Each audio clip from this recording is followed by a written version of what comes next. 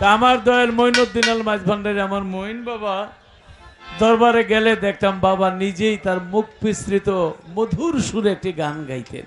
কি গান? আসি আছি বাবা তোমার পাক দরবারে,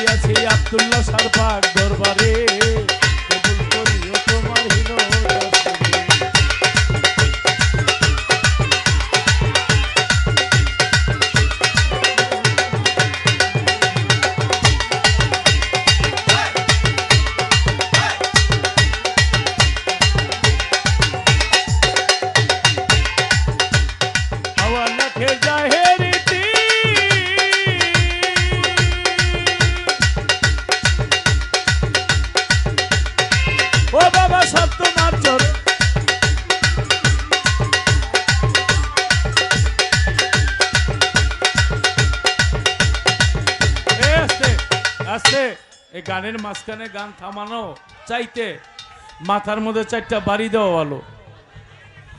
এই মাইকটা তো ছিল নাই কেন, এখন কোনো জবাব দিতে পারবা? জবাব একটাই, যে বেশি নাড়াচাড়া করো না। বেশি লাড়লে কি হয় জানেন? ওই যেটা চালু ওইটা বন্ধ করে দে, বন্ধটা চালু করে দে। তুমি কেন এই মেশিনটা ধরলা? কই নাই কেন, কই নাই কেন?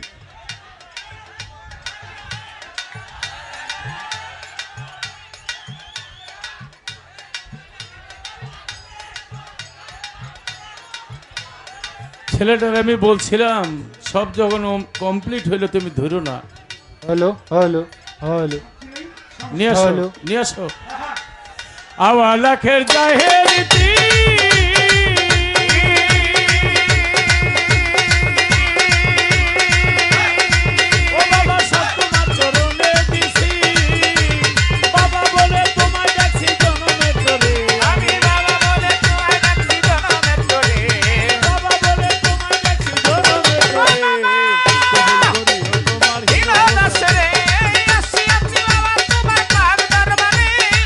কবুল করিও তোমার হিনো দাসরে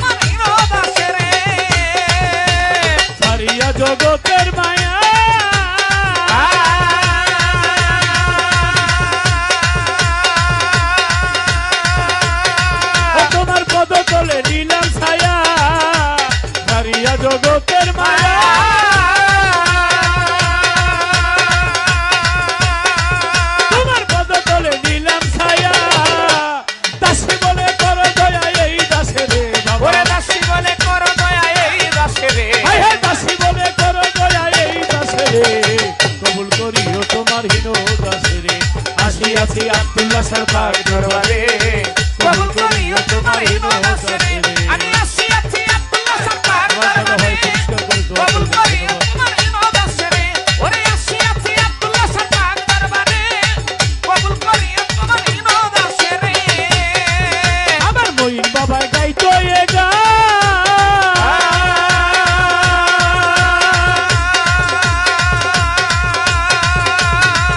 আমরা গান শুনে জুড়াইছি বরাত মঈন বাবা গাইতো এ